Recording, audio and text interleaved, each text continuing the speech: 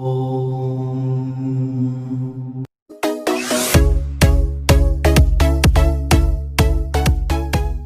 मैं मुकुंद आप सबका स्वागत करता हूं हमारे PSRM स्टडी चैनल में। दोस्तों, आज हम करने वाले हैं अपने क्लास 9th के हिस्ट्री से second chapter socialism in Europe and the Russian revolution.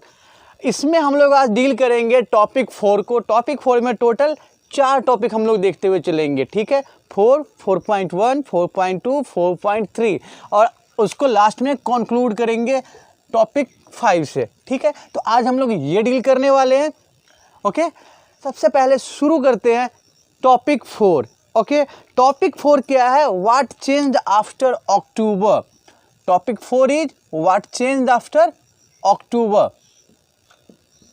ठीक है। देखिए, अक्टूबर में क्या हुआ था, हमें याद है, अक्टूबर 1917। यहाँ पे क्या होता है? Bolsheviks came into power in Russia. Bolshevik power में आते हैं, यही होता है अक्टूबर में। अब बोल्शेविक के पावर में आने के बाद रशिया में कौन कौन से चेंजेस होते हैं, हम लोग यहाँ इस टॉपिक में डील करेंगे। देखिए, हम लोगों ने पीछे पढ़ा है ना, अप्रैल थीसिस देखा है लेनिन का, तो वहाँ पे देखा है कि ये प्राइवेट प्रॉपर्टी के अगेंस्ट है, ठीक है ना। जो बोल्शेविक्स हैं, they were against private property, they demanded nationalisation of industries and banks, ये देखा है हम लोगों ने। तो सब they demanded redistribution of lands among peasants, ये सारी चीज़ें देखे हैं पीछे। तो ये जो ये डिमांड कर रहे थे, जब ये पावर में आएंगे तो वही चीज़ इम्प्लीमेंट करेंगे। कोई भी गवर्नमेंट जो लोगों को ऑफर करती है कोई भी आइडिया, ठीक है, जब वो पावर में आते हैं तो अपने उस आइडिया को इम्प्लीमेंट करेंगे। तो यहाँ पे भी यही देखते हैं कि ये प्राइवेट प्रॉपर्टी के अगेंस्ट है, तो जब पावर में आएंगे तो इंडस्ट्री को क्या करेंगे? इंडस्ट्रीज क्या किए गए? नेशनलाइज किए गए। नेशनलाइज कहने का मतलब क्या है कि इनके ऊपर किसका कंट्रोल होगा? गवर्नमेंट के कंट्रोल होंगे। इंडस्ट्री नेशनलाइज हुए, बैंक्स नेशनलाइज हुए हैं, ठीक है। बैंक के ऊपर भी किसका कंट्रोल होगा? बैंक के ऊपर भी अब स्टेट का कंट्रोल होगा, गवर्नमेंट का कंट्रोल होगा।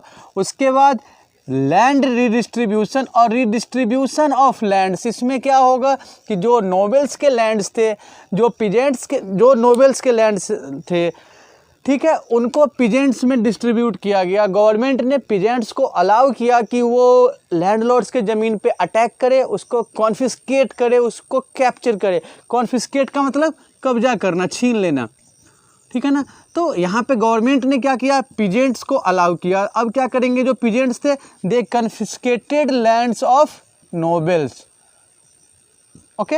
एक तो ये चेंज देख रहे हैं कि पहला चेंज क्या देख रहे हैं? Nationalisation of banks and industries. Second, redistribution of lands, ठीक है। उसके बाद जो टाइटल्स थे, जो अरिस्टोक्रेट के टाइटल्स होते थे, उनको बैन किया गया। एंड ऑफ टाइटल्स, ठीक है ना। एरिस्टोक्रेट्स को, नोबल्स को जो टाइटल्स मिलते थे स्टेट की तरफ से, गवर्नमेंट की तरफ से, उन टाइटल्स को ख़त्म किया गया, ठीक है। साथ ही साथ देखिए, रसिया में चेंज हुआ है ना, रिडिस्ट्रीब्यूशन ऑफ लैंड्स देख रहे हैं, नेशनलाइजेशन ऑफ बैन देख रहे हैं।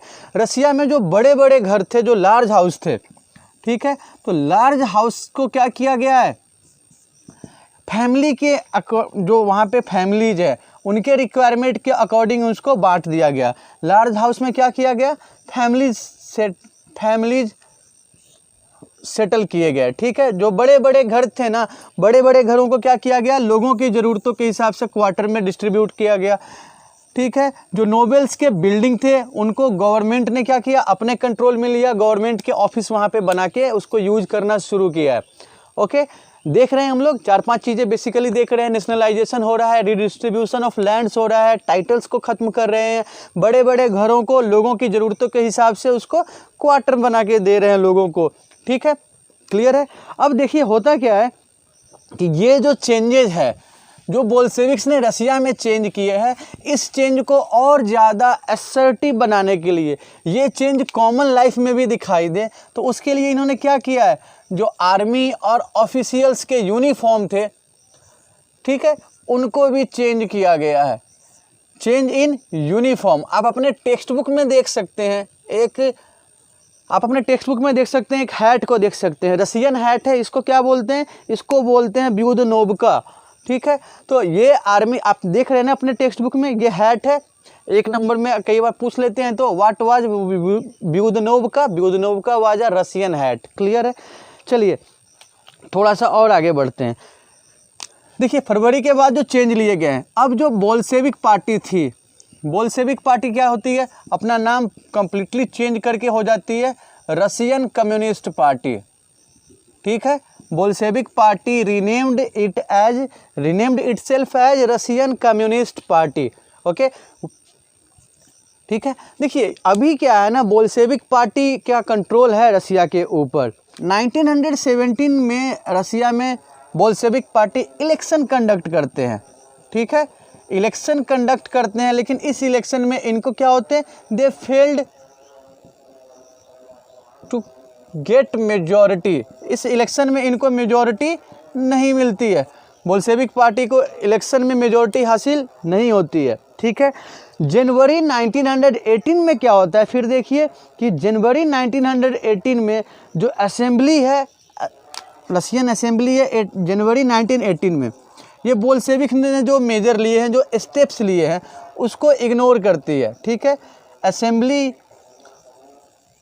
असेंबली जो है वहाँ रसिया की असेंबली है, वो बोल्शेविक्स मेजर को क्या करती है, इग्नोर करती है, उसको क्रिटिसाइज करती है। बात आ रही है समझ में। अब देखिए क्या हो रहा है यहाँ पे कि लेनिन ने जो भी स्टेप्स लिए हैं, असेंबली उसको क्रिटिसाइज कर रही है, तो लेनिन ने क्या किया है, असेंबली को ही सस्पेंड कर दिया। पावर में तो ये है, सो बोल्शेविक्स और लेनिन अभी दोनों एक ही है, बात एक ही कहेंगे हम लोग। तो बोल्शेविक्स और लेनिन ने क्या किया, पावर वो असेंबली को ही डिसमिस कर दिया है। उसके बाद देखिए लेनिन क्या चाह रहे हैं, लेनिन को ये लग रहा है कि जो रसिया का ऑल रशियन कांग्रेस सोवियत है वो ज़्यादा डेमोक्रेटिक है। ठीक है, और यहाँ पे जो इलेक्शन हो रहा है वो एक अनसर्टेन कंडीशन में हो रहा है, तो यहाँ क्या करना चाहिए, पावर कंप्लीटली कॉन्स्टिट्यूशनल तरीके से रसिया का जो सारा सिस्टम है उस पर इनको मेजॉरिटी तो मिला नहीं है बोल्शेविक्स को। ठीक है, फिर भी ये कह रहे हैं कि नहीं, बोल्शेविक्स को मेजॉरिटी मिले या नहीं मिले, रसिया में सही तरीके से रिप्रेजेंटेशन लोगों का बोल्शेविक्स ही करेंगे। और इन्होंने क्या किया, सारे सिस्टम को अपने अंडर ले लिया।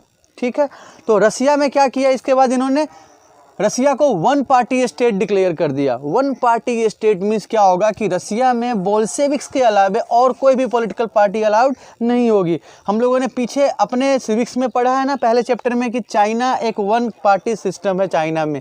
तो बोल्शेविक्स ने क्या किया, यहाँ पे बोल्शेविक्स ने रसिया में 1 पार्टी सिस्टम इम्पोज किया है। तो हम क्या देखते हैं कि अब जो रसिया है वो क्या हो रहा है, 1 पार्टी सिस्टम हो रहा है रसिया में। ठीक है, रसिया में सिर्फ एक पार्टी रहेगी, रशियन कम्युनिस्ट पार्टी या बोल्शेविक पार्टी। ठीक है, अब देखिए यहाँ पे क्या देखेंगे हम लोग, रसिया में अब कम्प्लीटली रसिया में एक पार्टी का रूल हो गया। इस पार्टी के अगेंस्ट जो भी होंगे वो इलीगल कहे जाएंगे। रसिया में जो भी ट्रेड यूनियंस थे अब उनके ऊपर किसका कंट्रोल होगा, देखिए जो भी ट्रेड यूनियंस थे they were under the control of Bolsheviks. ठीक है, रसिया में जो भी एसोसिएशन है वो बोल्शेविक्स के अंडर हो जाएंगे। उसके बाद जो भी लोग बोल्शेविक्स के अगेंस्ट थे, जो बोल्शेविक्स को अपोज करते थे, तो उनके अपोजिशन को दबाने के लिए, विरोध को दबाने के लिए एक सीक्रेट पुलिस बनाई गई जिसका नाम था चेका। क्या नाम था, चेका नाम था। एक secret, what was Cheka, Cheka was a secret police organisation. ठीक है, अब आते हैं हम लोग रसिया में क्या किया गया है, बोल्शेविक्स के विरोध में अगर कोई कुछ भी कह रहे हैं तो उनको क्या किया जाएगा, ऑप्रेस किया जाएगा। एक तरीके से रसिया में बोल्शेविक्स ने क्या किया है, सेंसरशिप इम्पोज किया है। ठीक है, देखिए ये स्टार्टिंग में हम लोगों ने फ्रेंच रिवॉल्यूशन में भी ऐसा ही कुछ देखा था कि जैकोबिन आते हैं पावर में, लोगों के राइट्स की बात करते हैं, और जब खुद पावर में आते हैं तो सेंसरशिप इम्पोज कर देते हैं। यही कुछ हम लोगों ने क्या देख रहे हैं, रसिया में भी देख रहे हैं कि जो सोशलिस्ट पावर में आ रहे हैं और पावर में आने के बाद ये खुद से सेंसरशिप इम्पोज कर दे रहे हैं। ठीक है, तो जो लोग बोल्शेविक्स को सपोर्ट किए थे स्टार्टिंग में, रसिया में देखा हम लोगों ने सोशलिस्ट के 2 सेक्ट देखे हैं, 2 ग्रुप देखे हैं। तो जो नॉन बोल्शेविक्स थे, ठीक है, जो लिबरल्स थे, उसके अलावा हम और क्या देख रहे हैं कि यहाँ पे रसिया में अभी भी ऑटोक्रेट्स ऑटोक्रेसी के भी सपोर्टर है। तो ये सब क्या थे, लेनिन के या बोल्शेविक्स के अगेंस्ट होते चले गए। रशियन लोग अभी कंफ्यूज होते जा रहे थे कि वो जिस सोशलिस्ट का सपोर्ट कर रहे थे, जिस सोशलिज्म को रशियन लोगों ने सपोर्ट किया, क्या वो यही सोशलिज्म है? क्या ये वही सोशलिज्म है जो लोगों को सेंसरशिप दे रहा है? क्या ये वही गवर्नमेंट है जो अपने क्रिटिसिज्म को बर्दाश्त नहीं कर रही है? तो ये चीज़ें हम देख रहे हैं टॉपिक 4 में। ओके, टॉपिक 4 में क्या देखे हम लोगों ने कि अक्टूबर के बाद रशिया में क्या चेंजेज हुए। बात समझ में आ रही है? बोल्शेविक का पावर में आना, बोल्शेविक्स के अपने सोशलिस्ट एजेंडे को प्रमोट करना, आगे बढ़ाना, अक्टूबर के बाद ये हो रहा है। अब हम लोग आगे की तरफ चलते हैं और आते हैं topic number 4.1। Topic number 4.1 deal करता है रशिया में हो रहे सिविल वॉर को। सिविल वॉर क्या होता है? सिविल वॉर का मतलब होता है कि जब एक ही देश के लोग आपस में लड़ने लगे तो वो कहलाता है सिविल वॉर। क्या कहलाता है? Civil war. अब ये जो टॉपिक 4.1 है, द सिविल वॉर, यहाँ पे हम लोग क्या देखेंगे कि रशिया में 3 ग्रुप हैं। एक ग्रुप है प्रो बोल्शेविक्स। प्रो कहने का मतलब क्या है कि ये बोल्शेविक्स के सपोर्टर्स हैं, ठीक है। एक रशिया में अभी भी ग्रुप हैं जो सोशलिस्ट हैं लेकिन वो नॉन बोल्शेविक्स हैं, ठीक है ना। ये सोशलिस्ट हैं लेकिन वो बोल्शेविक से अलग आइडिया है। और एक अभी भी हैं जो मोनार्की के सपोर्टर हैं, गवर्नमेंट के सपोर्टर हैं, ऑटोक्रेसी के सपोर्टर हैं। तो इनको आप कह सकते हैं प्रो गवर्नमेंट्स। प्रो वर्ड का मतलब ही हो जाएगा कि उनको सपोर्ट करने वाला। Pro Bolsheviks means supporter of Bolsheviks, non Bolsheviks और प्रो गवर्नमेंट। अब क्या हुआ कि देखिए, अभी तो जो बोल्शेविक्स पावर में, उसके अगेंस्ट में ये और गवर्नमेंट के सपोर्टर वाले, इनके मेजर से ये बिल्कुल डिफर है। बोल्शेविक्स ने जो स्टेप्स लिए हैं उसको ये क्रिटिसाइज कर रहे हैं, ठीक है। इन्होंने क्या किया कि बोल्शेविक्स को सपोर्ट किसका मिला? ज़्यादातर पीजेंट्स का बहुत सपोर्ट मिला ना, लैंड डिस्ट्रीब्यूशन के कारण, ठीक है। उसके बाद देखिए, जब इन्होंने लैंड डिस्ट्रीब्यूशन स्टार्ट किया तो रशियन आर्मी ना टूटने लगी। रशियन आर्मी में ब्रेकअप होता है। वो ब्रेकअप किस लिए होता है? क्योंकि आर्मी में जो ज़्यादातर सोल्जर्स थे वो गांव साइड से थे, रूरल एरिया से थे, ठीक है। जब उन्होंने ये सुना कि लैंड का डिस्ट्रीब्यूशन हो रहा है, किसान ज़मीन पे कब्जा कर रहे हैं, तो ये भी क्या करेंगे? गांव की तरफ जाएंगे लैंड हासिल करने के लिए, ठीक है। ये जो लोग हैं नॉन बोल्शेविक्स या प्रो गवर्नमेंट, उन्होंने इस स्टेप को काफ़ी ज़्यादा क्रिटिसाइज किया कि जो ये रिडिस्ट्रीब्यूशन ऑफ लैंड्स है, कि नोबेल्स के ज़मीन पे कंट्रोल करना, छीन लेना उनसे, उनको कॉन्फिस्केट करना, इस स्टेप की ये काफ़ी निंदा कर रहे थे। और इन्होंने क्या किया, ये इनके जो लीडर्स हैं ये साउथ रसिया की तरफ मूव किए, साउथ रसिया में गए। वहाँ पे इन्होंने अपने सपोर्ट में ट्रूप्स ऑर्गेनाइज किए। ट्रूप्स मतलब आप दल कह लीजिए, दस्ता कह लीजिए, अपने सपोर्टर्स को इकट्ठा किया बोल्शेविक्स के अगेंस्ट, ठीक है। रसिया में ना टोटली आप 3 ग्रुप देखेंगे। एक आप देखिएगा रेड जो ग्रुप है, ठीक है। रसिया में 3 ग्रुप लेके चलेंगे हम लोग, reds, whites and greens. Reds, whites and greens. जो रेड्स हैं वो बोल्शेविक्स के सपोर्टर हैं, प्रो बोल्शेविक्स कहलाएंगे रेड्स, नॉन बोल्शेविक्स कहलाएंगे ग्रीन्स, और जो वाइट्स हैं वो किसके सपोर्टर हैं? गवर्नमेंट के सपोर्टर हैं। तो इनके बीच में ना रसिया में क्लैश होता है। क्लैश मतलब लड़ाइयाँ, संघर्ष, कॉन्फ्लिक्ट्स, यही कहलाता है civil war. So what was Russian civil war? तो Russian civil war was a clash among 3 groups of Russia, या a clash among Reds who were supporter of Bolsheviks, Greens who were supporters of non-Bolshevik socialists, and Whites who were supporters of government or monarchy. So a clash among Reds, Greens and Whites. Okay? आ रही है बात समझ में? ये रसिया का civil war है। अब इसमें क्या हुआ कि रसिया में इसके कारण सिविल वॉर होता है। रसिया में लूट, वायलेंस, मर्डर, बहुत बड़े पैमाने पे हिंसा होती है रसिया में, ठीक है। ये जो गवर्नमेंट के सपोर्टर वाले वाइट्स ग्रुप्स हैं, इन्होंने क्या किया, ये क्या कर रहे थे, जिन पीजेंट्स ने नोबेल की ज़मीन पे कब्जा किया था, कंट्रोल किया था, उनको बहुत सिवियरली पनिश किया, ठीक है। बहुत सिवियरली पनिश किया गया उन पीजेंट्स को जिन्होंने नोबेल्स के ज़मीन पे कंट्रोल किया था। इनके सख्ती से क्या हुआ कि जो पीजेंट्स का वो ग्रुप जो बोल्शेविक्स के अगेंस्ट था, वो फिर से बोल्शेविक्स को सपोर्ट करने लगा। क्लियर है? बात समझ में आ रही है कि रसिया में एक सिविल वॉर हम लोग देख रहे हैं। रूस में सिविल वॉर स्टार्ट होता है, हर जगह लूट, हत्या, डकैती, वायलेंस, रसिया में यही हो रहा है। ठीक है, प्राइवेट प्रॉपर्टी के जो सपोर्टर्स हैं, जिनको हम वाइट्स कहते हैं, उन्होंने पीजेंट्स को सप्रेस करना स्टार्ट किया। ठीक है, इस सिविल वॉर में रिजल्ट क्या आता है देखिए। इस सिविल वॉर में भी फाइनल विक्ट्री ना बोल्शेविक्स की ही होती है। ये जो बोल्शेविक्स होते हैं ना, इनको नॉन रशियन स्टेट्स का भी सपोर्ट मिलता है। हमने पढ़ा है ना USSR, तो इसमें रसिया के अलावे उस रीजन के और भी स्टेट्स थे, तो उनका सपोर्ट मिला है। और एक जदीदिस्ट हैं, जदीदिस्ट हमने पीछे देखा है कि ये जो जदीदिस्ट हैं ये क्या थे, इस्लामिक रिफॉर्मर थे।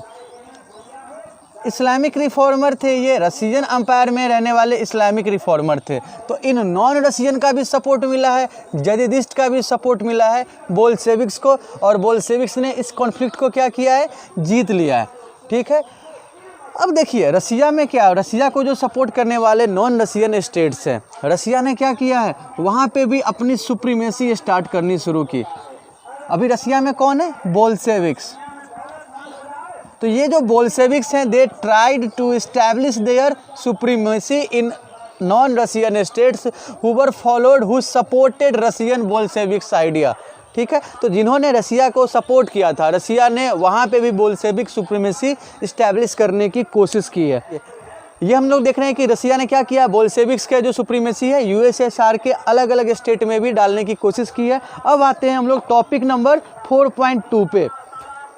टॉपिक नंबर 4.2 हम लोग देखते चलते हैं।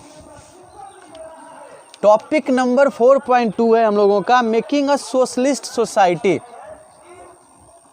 मेकिंग अ सोशलिस्ट सोसाइटी कहने का मतलब क्या है कि रसिया को किस तरीके से सोशलिस्ट बनाया जा रहा है, हम लोग इस टॉपिक में देखेंगे। ठीक है, सो स्टार्ट करते हैं 4.2। देखिए हम लोगों ने क्या देखा है कि रसिया में जब बोल्शेविक्स पावर में आए तो उन्होंने क्या किया है, इंडस्ट्री का, बैंक्स का क्या किया है, नेशनलाइजेशन किया है, यही है ना। लैंड को क्या किया इन्होंने, रीडिस्ट्रीब्यूट किया है, लैंड का रीडिस्ट्रीब्यूशन किया गया, यहाँ पे बैंक्स को नेशनलाइज किया गया है। ठीक है, उसके बाद इन्होंने क्या किया, पीजेंट्स को अलाउ किया कि आप नोबेल्स के ज़मीन पे अटैक कीजिए, उसको कन्फिस्केट कीजिए। ठीक है, एक ना इन्होंने क्या किया, रसिया में इकोनॉमिक ग्रोथ के लिए जब बोल्शेविक्स पावर में आते हैं तो ये एक आइडिया लाते हैं 5 ईयर प्लान का। 5 ईयर्स प्लान का मतलब क्या था कि रसिया के इकोनॉमी को डेवलप करने के लिए 5-5 साल का एक टारगेट सेट किया जाएगा रेगुलरली। यही 5 ईयर प्लान ना बाद में जब हम लोग आज़ाद होते हैं तो हमारे कॉन्स्टिट्यूशन में ये 5 ईयर प्लान का आइडिया भी एडॉप्ट किया गया है। ठीक है, अब ये 5 ईयर प्लान हटा दिया गया है हमारे यहाँ से, अब उसकी जगह ले ली है नीति आयोग ने। ठीक है, तो ये जो 5 ईयर प्लान था आज़ादी के बाद हमारी गवर्नमेंट ने भी इसको फॉलो किया था। तो अगर कोई क्वेश्चन पूछे आपसे कि इंडिया में 5 ईयर प्लान्स का आइडिया कहाँ से बोरो किया गया, कहाँ से अडॉप्ट किया गया, तो हम कह सकते हैं कि द इंडियन लीडर्स और Indian government adopted the idea of 5 years plans from Russia. Okay, तो यहाँ पे रसियन इकोनॉमी को डेवलप करने के लिए एक प्लान, एक प्रोग्राम बनाया गया 5-5 साल के लिए, जिसको हम कह सकते हैं 5 years plan. Okay, 5 year plan में रसिया के इकोनॉमिक डेवलपमेंट के लिए टारगेट सेट किए गए। यहाँ देखिए इस 5 ईयर प्लानिंग का रिजल्ट क्या निकला है रसिया में, तो आप ऐसे देख सकते हैं रिजल्ट्स ऑफ प्लानिंग या results of 5 year planning. Okay, देखिए 5 ईयर प्लानिंग रसिया में इंट्रोड्यूस करने का एक फ़ायदा ये हुआ कि जो यहाँ पे प्राइस थे ना वो कंट्रोल हो गए, जो एसेंशियल चीज़ों के प्राइस थे वो कंट्रोल हुए। ठीक है, कुछ इंडस्ट्री में 100% तक का ग्रोथ देखा गया, जैसे कोल हो गया, आयरन हो गया, स्टील हो गया, तो ऐसे इंडस्ट्रीज में 100% तक का ग्रोथ नोटिस किया गया है। देखते हैं 100% growth in coal, steel, oil. ठीक है, कुछ ऐसे इंडस्ट्री थे जहाँ पे बहुत ज़्यादा ग्रोथ भी हुआ है, लेकिन ऐसा नहीं है। देखिए इसके भी ड्रॉबैक होंगे। प्रोडक्शन बढ़ाने के लिए क्या किया जाएगा, वर्कर्स पे जोर दिया जाएगा।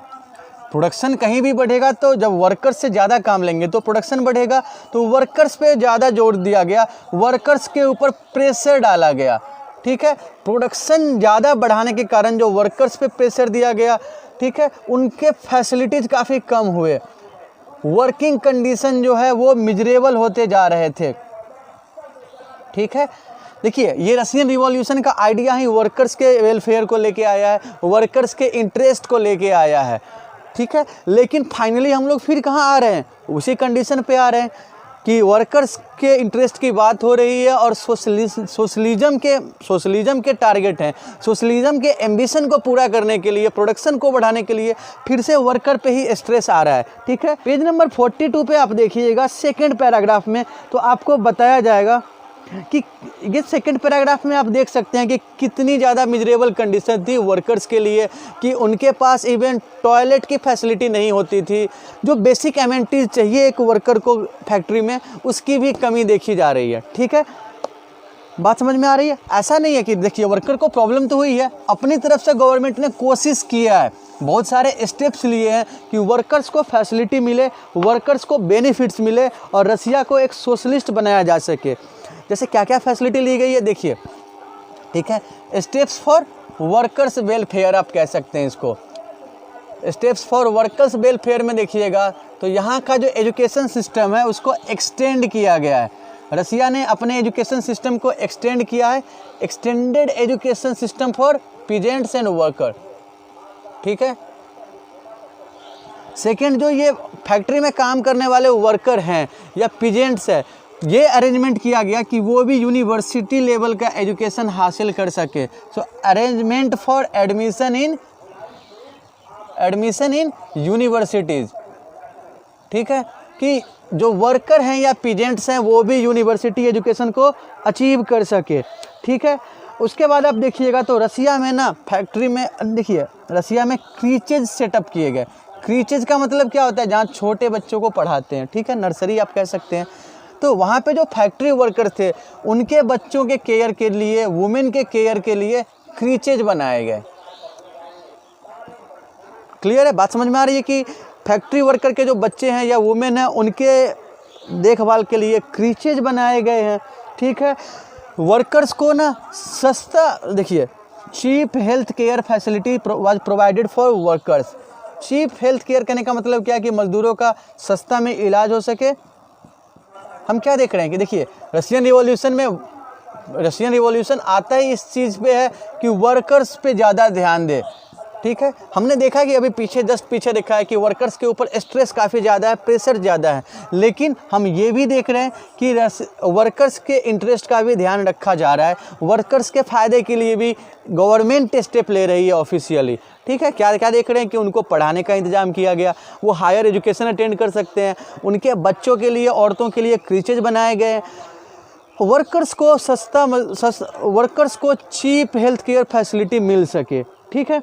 और वर्कर्स के रहने के जो क्वार्टर थे वो एक मॉडल स्टैंडर्ड का हो, एक स्टैंडर्ड का क्वार्टर हो। तो मॉडल क्वार्टर कहने का मतलब हो गया कि एक स्टैंडर्ड क्वार्टर, रहने लायक ठीक ठाक उनको क्वार्टर मिले, मॉडल क्वार्टर्स फॉर वर्कर्स।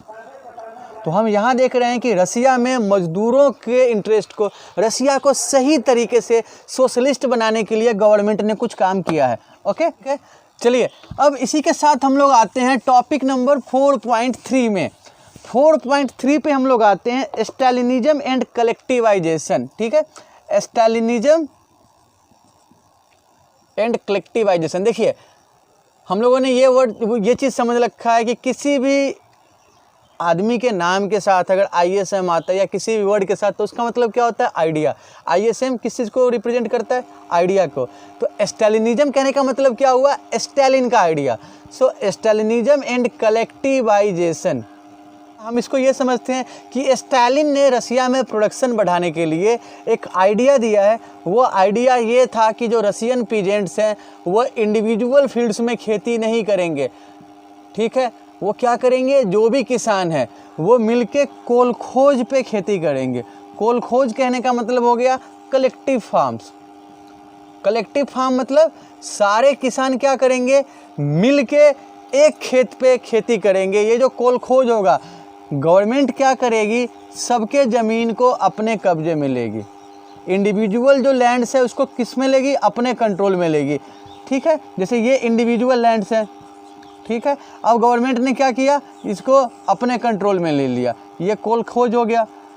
जो पीजेंट्स पहले अलग अलग खेती कर रहे थे, अब वो यहाँ खेती करेंगे और जो भी प्रोडक्शन होगा उन किसानों में बांट दिया जाएगा। यही आइडिया कहलाता है कलेक्टिवाइजेशन। क्लियर है? चलिए एक एक करके इसको अच्छे से समझते हैं, टेक्स्ट बुक के हिसाब से इसको देखते हुए चलते हैं। देखिए रसिया में क्या होता है ना, लेनिन के मरने के बाद स्टालिन पावर में आता है, जोसेफ स्टालिन। ठीक है, रसिया के में पावर में आता है। ओके, जब स्टालिन पावर में आता है, देखिए जो रसिया में जो प्लान्ड इकोनॉमी लाया गया था, 5 ईयर्स प्लान लाए गए थे, ठीक है, वो तो रसिया के इकोनॉमिक डेवलपमेंट को ध्यान में रख के लाया गया था। लेकिन उसका जो रिजल्ट था, उसके रिजल्ट पे ना इस कलेक्टिवाइजेशन का ड्रॉबैक देखने को मिला। रसिया में वो इतना काफ़ी नहीं था। 5 ईयर प्लान भी आगे जाके सक्सेसफुल नहीं होता है। रसिया में ना बहुत ज़्यादा फूड की किल्लत महसूस की जाती है 1927-28 में। 1927-28 में देखिएगा तो रसिया में फूड शॉर्टेज था। ओके, ठीक है। इस फूड शॉर्टेज के कारण क्या हुआ, गवर्नमेंट ने इसको कंट्रोल करने के लिए प्राइस को फिक्स किया। ठीक है, जो पीजेंट्स थे उनको फोर्स किया कि वो अपना प्रोडक्शन किसको दें, गवर्नमेंट को दे। ठीक है, प्रोडक्शन किसको देंगे, गवर्नमेंट को। जो पीजेंट्स हैं वो इस फिक्स्ड प्राइस पे अपना प्रोडक्शन बेचने को एग्री नहीं थे। वो उन्होंने क्या किया, गवर्नमेंट के ऑर्डर को रिफ्यूज कर दिया। अब गवर्नमेंट को ये लग रहा था कि कंट्री साइड में जो किसान हैं, जो पीजेंट्स हैं, जो लैंडलॉर्ड्स हैं, जो ट्रेडर्स हैं, उनके पास बहुत ज़्यादा फूड स्टॉक है। तो गवर्नमेंट ने क्या किया, अपने वर्कर्स को कंट्री साइड में भेजा ताकि यहाँ पे जहाँ भी उन्हें लग सकता है कि फूड स्टॉक है वो उसको अपने कंट्रोल में लेंगे। ठीक है, गवर्नमेंट ने कड़े स्टेप लेने शुरू कर दिया। गवर्नमेंट ने अपने वर्कर्स को भेजा कंट्री साइड में कि जहाँ पे भी फूड स्टॉक हो सकते हैं वो उसको रेड करे और स्टेट के कंट्रोल में ले। तो गवर्नमेंट के जो वर्कर्स थे उन्होंने क्या किया, कंट्री साइड में गए और जो कुलक्स थे, कुलक्स कहने का मतलब क्या है, जो कुलक मीन्स रिच पीजेंट्स। ठीक है, रिच लैंडलॉर्ड्स कह लीजिए या पीजेंट्स कह लीजिए। रसिया में जो ठीक ठाक हालत में जो किसान थे, वैसे किसान जिनकी कंडीशन काफ़ी अच्छी थी, well to do Russian peasants were known as kulaks, और kulaks were well to do Russian peasants. ठीक है, तो इन्होंने क्या किया है, गवर्नमेंट के वर्कर ने इन पे अटैक करना शुरू किया, इनके स्टॉक पे कंट्रोल करना शुरू कर दिया है। ठीक है, बात समझ में आ रही है? ठीक है, गवर्नमेंट ने क्या कर दिया, गवर्नमेंट ने पीजेंट को फोर्स किया है कि वो अपना सामान, अपना प्रोडक्शन गवर्नमेंट को बेचेंगे। गवर्नमेंट ने स्पेक्यूलेशन को बैन कर दिया। स्पेक्यूलेशन का मतलब क्या होता है, स्पेक्यूलेशन का मतलब हम लोग ऐसे समझ सकते हैं कि जो ट्रेडर्स ज़्यादा मात्रा में फूड स्टॉक करके रखते हैं, अनाज वो ज़्यादा खरीदते हैं, प्रोडक्शन को पहले इसलिए खरीदते हैं ताकि वो फ्यूचर में उसको अच्छे दाम पे बेच सके। ठीक है ना, तो उसी को बोलते हैं स्पेक्यूलेटर। और इस ट्रेड को क्या बोलेंगे, इस सिस्टम को क्या बोलेंगे, स्पेक्यूलेशन। स्पेक्यूलेशन मतलब जो फ्यूचर के प्रॉफिट को ध्यान में रख के प्रेजेंट में कोई चीज़ खरीद के स्टॉक करते हैं। ठीक है, शेयर मार्केट में भी हम लोग ऐसा सिस्टम देखते हैं। तो गवर्नमेंट ने इस सिस्टम को इसलिए बैन कर दिया कि इससे क्या होता है, मार्केट में सप्लाई डिस्टर्ब होती है फूड की। तो मार्केट में फूड सप्लाई सस्टेन करने के लिए गवर्नमेंट ने स्पेक्यूलेशन को बैन किया। गवर्नमेंट ने फूड के प्राइस फिक्स किए।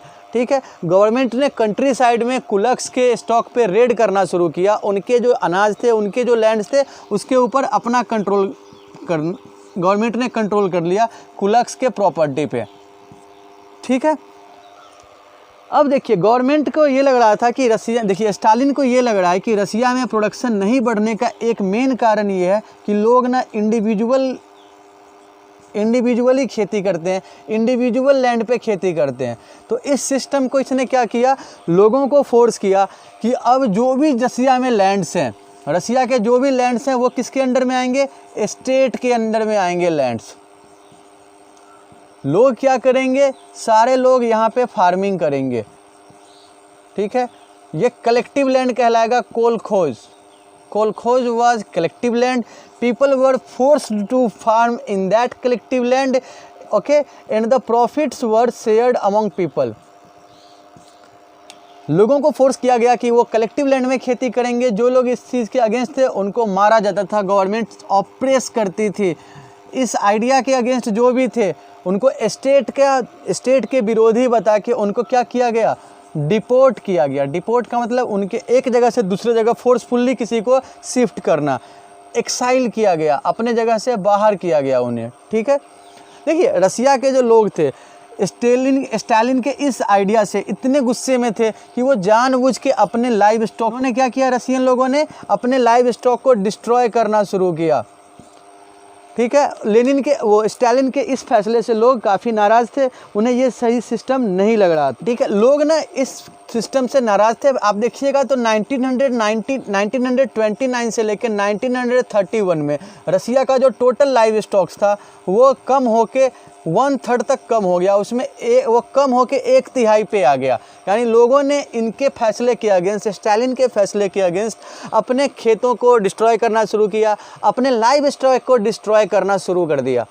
तो देखिए ऐसा यहाँ पे स्टालिन क्या क्लेम कर रहे हैं कि रसिया में डेवलपमेंट के लिए, रसिया के इकोनॉमिक ग्रोथ के लिए, रसिया में फूड सप्लाई को सस्टेन करने के लिए कलेक्टिवाइजेशन ज़रूरी है। कलेक्टिवाइजेशन का मतलब एक बार फिर से देखते हैं कि एक इंडिविजुअल लैंड्स को मिला के कलेक्टिवली फार्मिंग करना। ठीक है, सो गवर्नमेंट ने इसको इम्प्लीमेंट करने के लिए बहुत सारे मेजर्स लिए हैं, सिवियर मेजर्स लिए हैं कि लोग इस पर खेती करें। लेकिन इस सिस्टम के बावजूद भी रसिया में फूड प्रोडक्शन कम रहा, रसिया में बहुत ज़्यादा फेमिन्स आए हैं। आप अपने टेक्स्ट बुक में भी देख सकते हैं, लास्ट का लाइन देखिएगा। ठीक है, तो कलेक्टिवाइजेशन के बाद भी रसिया में फायदा जैसा जो डिजायर्ड सिचुएशन था वो नहीं देखने को मिलेगा। In spite of collectivization production did not increase immediately. In fact the bad harvest of 1930 to 1933 led to one of most devastating famines in Soviet history when over 4 million people died। देख रहे हैं ना कि collectivisation के बावजूद भी अनाज की कमी के कारण, फैमिन के कारण 40 लाख से ज़्यादा लोग मरते हैं। ठीक है, देखिए ऐसा नहीं है कि जो एक किसान थे ना वो सोशलिज्म के अगेंस्ट थे। Russian peasants were not against socialism, बस ये किस चीज़ के अगेंस्ट थे, ये कोलखोज में खेती नहीं करना चाह रहे थे, ये कलेक्टिवाइजेशन के अगेंस्ट थे। ये चाह रहे थे रसियन पीपल की वो अपने इंडिविजुअल फील्ड पे खेती करें। ठीक है, सो रसियन रिवॉल्यूशन का जो कलेक्टिवाइजेशन है या स्टालिन के द्वारा जो स्टेप्स लिए गए उसके जो पॉजिटिव या नेगेटिव प्रोस्पेक्ट है उसको हम लोग देख सकते हैं। अब हम लोग आते हैं लास्ट के टॉपिक में, the global influence of the Russian revolution and the USSR। देखिए रसिया में जो रिवॉल्यूशन हुआ है उसका दुनिया पे क्या प्रभाव पड़ा है। ओके, इसको हम लोग कंक्लूजन कह सकते हैं कि रसियन रिवॉल्यूशन का दुनिया पे हम क्या प्रभाव देखते हैं। देखिए रसिया में जो बोल्शेविक्स पावर में आते हैं, बोल्शेविक्स का यहाँ पे हम लोग देखते हैं कि जो रसिया में जो रिवॉल्यूशन हुआ है उसका दुनिया पे क्या इन्फ्लुएंस पड़ रहा है, दुनिया के और कंट्री कैसे उस पर रिजेक्ट कर रही है। देखिए रसिया में जिस तरीके से बोल्शेविक्स पावर कंट्रोल कर रहे थे, जिन्होंने जैसे पावर कंट्रोल किया, तो यूरोप के और जो सोशलिस्ट पार्टीज़ थे, जो सोशलिस्ट लोग थे, उन्होंने बोल्शेविक्स के तरीके का सपोर्ट नहीं किया। जिस तरीके से बोल्शेविक्स पावर में आए हैं उसको यूरोप के और जगह से सपोर्ट नहीं मिला। लेकिन यहाँ पे जिस तरीके से वर्कर्स ने स्टेट को कंट्रोल किया है, वर्कर्स कंट्रोल आप देख सकते हैं कि मज़दूरों का शासन आया है, इसने काफ़ी इंस्पायर किया। ये एक नया आइडिया था, तो ये एक इंस्पिरेशन था यूरोप में या दुनिया के और देशों के लिए। ठीक है, उसके बाद यहाँ पे क्या होता है कि और देशों में, दुनिया के और देशों में कम्युनिस्ट पार्टी की स्थापना होने लगती है। हर जगह पे कम्युनिस्ट पार्टी की स्थापना होती है। ब्रिटेन में बनता है, ब्रिटेन में भी एक कम्युनिस्ट पार्टी बनती है। ठीक है, उसके बाद जो बोल्शेविक आइडिया के सपोर्टर्स थे, जो प्रो बोल्शेविक्स थे, इनका एक इंटरनेशनल एसोसिएशन बनता है जिसको कहा गया कॉमिनटर्न। कॉमिनटर्न का मतलब इंटरनेशनल कम्युनिटी ऑफ कम्युनिस्ट्स। ठीक है, तो ये बोल्शेविक्स आइडिया में जो बिलीव करते थे उनका आइडिया था। कम्युनिस्ट, ये जो रशियन सोशलिज्म है, इसने उस टाइम पे जो कॉलोनीज़ थे उनको रिवॉल्यूशन के लिए काफ़ी इंस्पायर किया। उनको रिवॉल्यूशन के लिए इंस्पायर किया। अपने इंडिया में भी इससे इंस्पायर होकर कम्युनिस्ट पार्टी की स्थापना हुई। ठीक है, हमारे यहाँ जो पॉलिटिकल थिंकर्स थे जैसे एम.एन. रॉय हैं, वो काफ़ी इन्फ्लुएंस हुए रशियन रिवॉल्यूशन से और उन्होंने इंडिया में भी सोशलिस्ट पार्टी की स्थापना की। तो हम ये देख सकते हैं कि रशियन रिवॉल्यूशन पूरी दुनिया के लिए एक ऐसा आइडिया लेके आती है जिसमें कैपिटलिस्टिक सोसाइटी की जो बुराई है, जहाँ पे लेबर्स के, वर्कर्स के इंटरेस्ट को इग्नोर किया जाता है, उसको रिजेक्ट किया गया और यह एक ऐसा आइडिया दिया जहाँ पे वर्कर्स के इंटरेस्ट को प्रमोट किया जाए, सोसाइटी में एक सोशल डेवलपमेंट हो, जो इकोनॉमिक डेवलपमेंट हो, उसका एडवांटेज सोसाइटी के हर एक सेक्शन को मिले। ठीक है, तो ये था हम लोगों का रशियन रिवॉल्यूशन का चैप्टर। हम लोगों ने इसको 5 वीडियो में कवर किया है। ओके, मैं उम्मीद करता हूँ कि आपको अब इन 5 वीडियोज़ के बाद इस चैप्टर में ज़्यादा परेशानी नहीं होनी चाहिए। आपने इस चैप्टर को अच्छे से समझ लिया होगा। अगर फिर भी आपको किसी प्रकार की प्रॉब्लम होती है तो आप स्क्रीन पे फ्लैश हो रहे व्हाट्सएप नंबर पे अपने प्रॉब्लम को शेयर कर सकते हैं। को ये वीडियो अच्छा लगा तो आप प्लीज़ हमारे चैनल को लाइक और सब्सक्राइब कर देंगे। Thanks for your support.